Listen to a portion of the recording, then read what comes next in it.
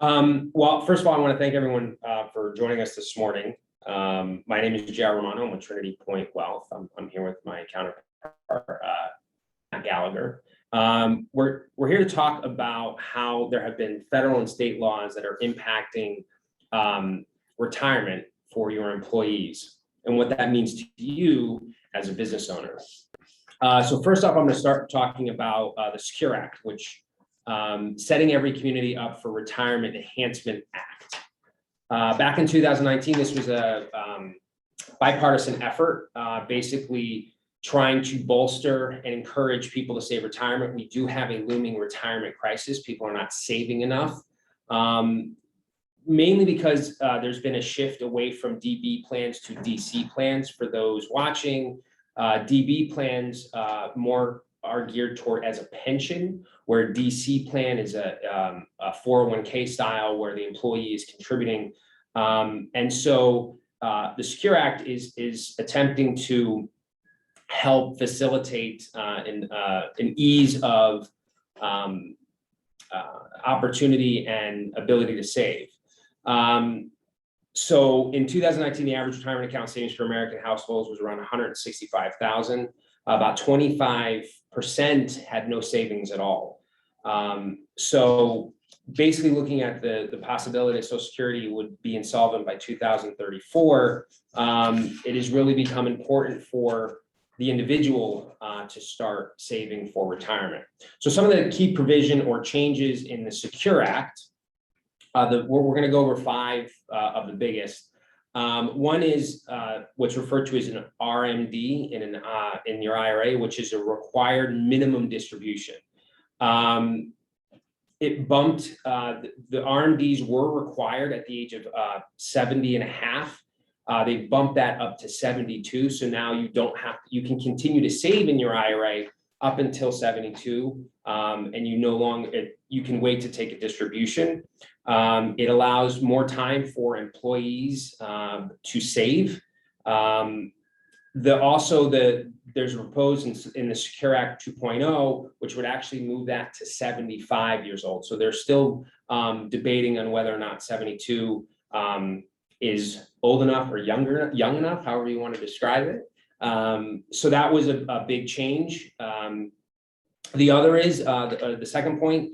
It expanded benefits for part-time employees, individuals with student debt, and for new parents.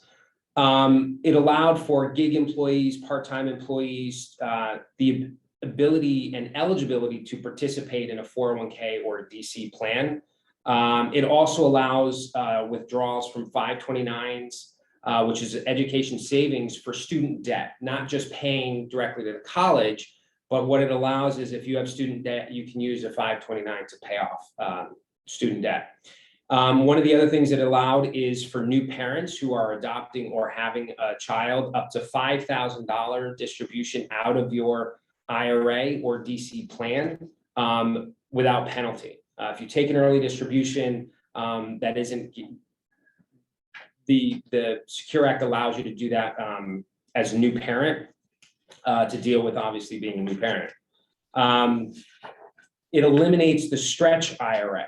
What that basically means is if you get an inherited IRA, and you're a non-spouse, so if your parent passes younger and you inherit an IRA at 25 years old, you are mandated to withdraw within 10 years. So it's just a provisional change specifically dealing with inherited IRAs. The fourth is it expands tax credits. So as an employer creating a retirement vehicle, the federal government will give you a tax credit for any employer that's 100 employees or less, $200 per, up to $5,000 per employee that's involved over a 3-year period. There are additional credits available for if you establish an auto enrollment for new employees into your retirement plan. And one of the things that we think is the biggest change, what the Secure Act did was created a pooled employer plan, or a PEP. And what this PEP does, it allows businesses that are not in the same space. So a mechanic and a diner, a salon and a manufacturer, all can participate in a pooled employer plan, which is essentially a 401k. But what this allows you to do is it limits the liability and admin of an individual business owner. It also allows you to, when you pool the resources, you have the ability to negotiate for lower fees, break points, because you're accumulating much faster. If you're a business and you have 15 employees, you're never going to amass in your 401k the amount of money that, say, IBM does. So you're never going to get the leverage and ability to negotiate your fees, reduce costs, reduce admin costs. So what a PEP will allow you to do is combined assets with multiple businesses that will give you that leverage to negotiate those fees and reduce costs for not only, and responsibility, not only for you as the business owner and employer, but also reduce fees for the employee who's participating in the plan, mutual fund fees and things like that. So we think this is something that is going to be major going forward over the next 5 to 10 years. We think a lot of businesses are going to be participating in this. And those are the 5 biggest changes coming out of the Secure Act. Now we have some changes happening here in Connecticut. There's some new provisions and laws that my counterpart Matt is going to discuss. But I certainly think that this is, if you're a business owner, you never got into business thinking about, okay, what retirement vehicle I'm going to use. So I think with a PEP, it alleviates some of that responsibility for you.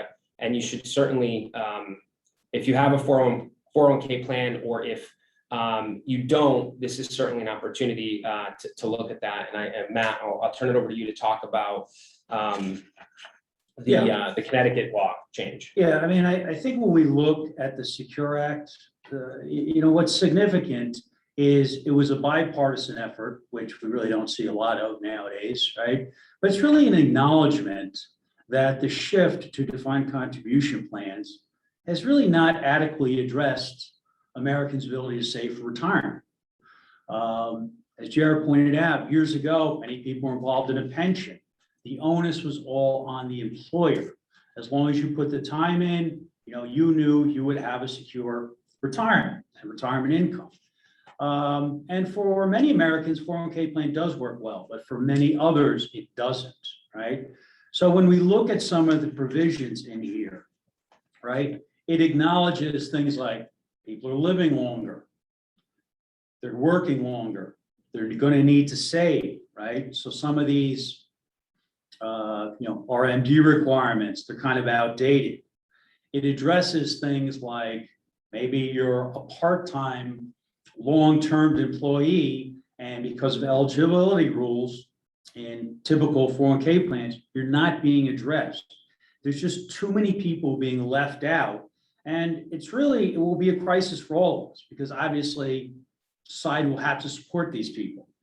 It also addresses the shortcomings of Social Security.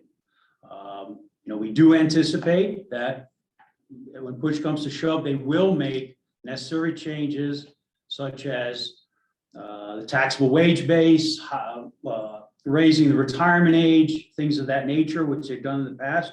But really, this does address the fact that just not enough people have access to a plan or adequately saving for retirement. And this is truly a crisis, right? And then I think the most significant portion of this legislation is the ability to have either a pooled employer plan or group of plans, okay? Because it really acknowledges that not everyone's on equal footing here, right? So think of it this way. If you are a business owner, do you belong to any type of trade association, Chamber of Commerce, any of these organizations which allow you to increase your purchasing power, lower your cost, reduce your workload, all right? This is what this is going to do, all right? And we think this is significant. You know, a good analogy is health insurance. If you're an employer with 5 employees, you're put in a certain pool. If you're an employee with 10,000, 100,000 employees, you have typically much lower health insurance costs because it's spread across a much larger group. Okay, so what this is going to do is going to allow you to try to leverage the assets of the group to significantly lower fees, which will equate to greater retirement savings for your participants. But additionally, it relieves you of some administrative burden, some liability, things of that nature. And we think this really will be significant going forward. Okay, so what does this mean to you if you're a business owner? Okay. If you currently offer a plan, all right, you have a 401k plan, you're happy with it, but do you know if it's competitively priced?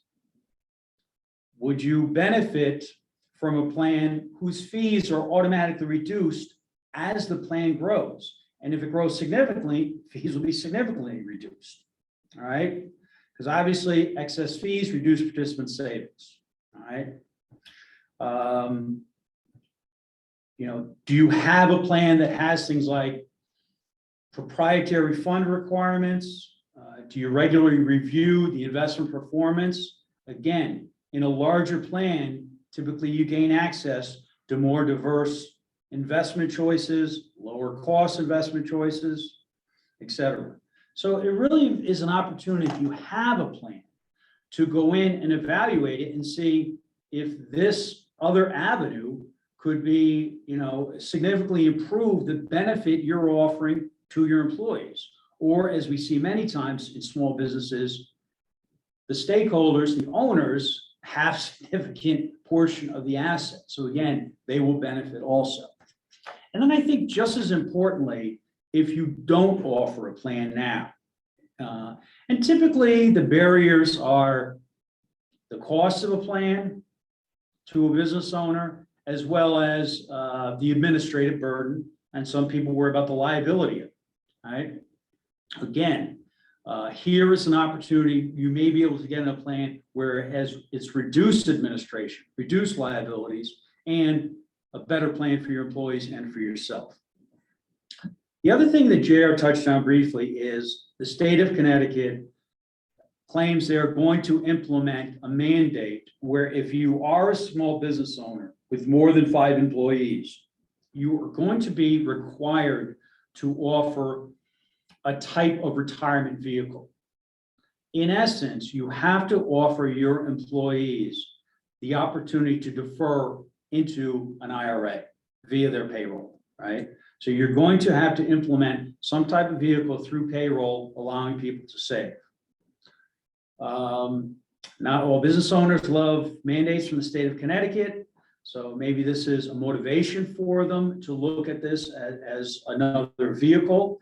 But also, if you're the business owner, a plan that's catered to your organization, that's in line with your goals, as opposed to simply a vehicle being mandated by the state, can be much more advantageous for you in terms of your own goals, saving for retirement, recruitment, retainment of employees, things of that nature, all right? So if you don't have a plan today, you know, you may decide that this is a good opportunity for you to really explore whether this type of plan can be advantageous for you. I know recently we've been contacted by a lot of small business owners about starting plans because of a tight labor market.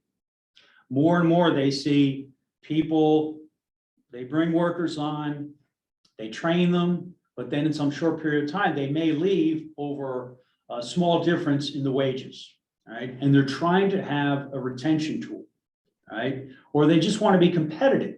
So offering a benefit such as a 401k profit sharing plan, you know, can assist you in attracting workers and retaining workers. And again, it just gives you much more flexibility in terms of designing a plan to meet your own goals, as opposed to be mandated by the state. And the last thing we just want to talk about is it's not just the fees as well as investment choices. There really is significant reduction in responsibilities in using a pooled employer plan with what's known as a pooled plan provider. Because typically there, you're going to be able to offload a significant amount of the administrative burden in offering a 401k plan.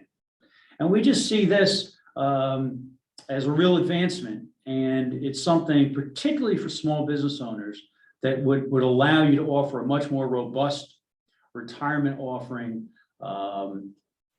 as opposed to just having a smaller plan. Any questions from anybody listening? I just want to add on the Connecticut Retirement Secure Authority pilot program, which is this potential mandate that the state is going to put on business owners. The structure will be within a month of someone being employed, they will have to be offered at the very least, an avenue into the state IRA. It's a Roth IRA that the state will have. And if the person refuses to join, every year you have to offer that employee and you have to notify the state of your engagement and communication about how you've been talked to the employee, which could be an administrative burden. One of the things that Matt and I have talked about is the benefit of looking at a PEP for a smaller business. That would alleviate the responsibility of constantly going back and forth with the state about, trying to keep track of which employees decided not to. I have to reoffer to them. And within 6 months, according to the legislation, there has to be a decision made so that within 30 days, and then you have to notify the state saying, okay, we told them. And then 6 months later, you have to let the state know what the decision was. So a PEP or a 401k would actually alleviate the state coming in and kind of creating that admin and work for you. Plus, to Matt's point, it could be more beneficial to you as the business owner's goal and the ability to save, because a 401k certainly has more opportunity to save than an IRA, which is a max contribution of, depending on your age, but even on the high side, $6,000, $6,500. So I just kind of wanted to put on there. There's going to be a lot of admin put on small business owners by the state in order to pull this program off. As we said, if a pooled employer plan, if this iteration works well, it really could significantly change the landscape and really offer a much enhanced benefit for small business owners, and their employees. Any questions? Joe, did you have a question? Yeah, too soon.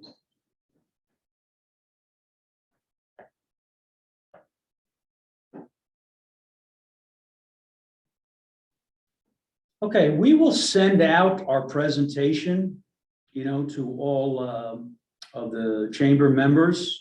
And if people have questions, they can feel free to contact JR or myself. But we certainly appreciate the opportunity just to brief you on this particular subject.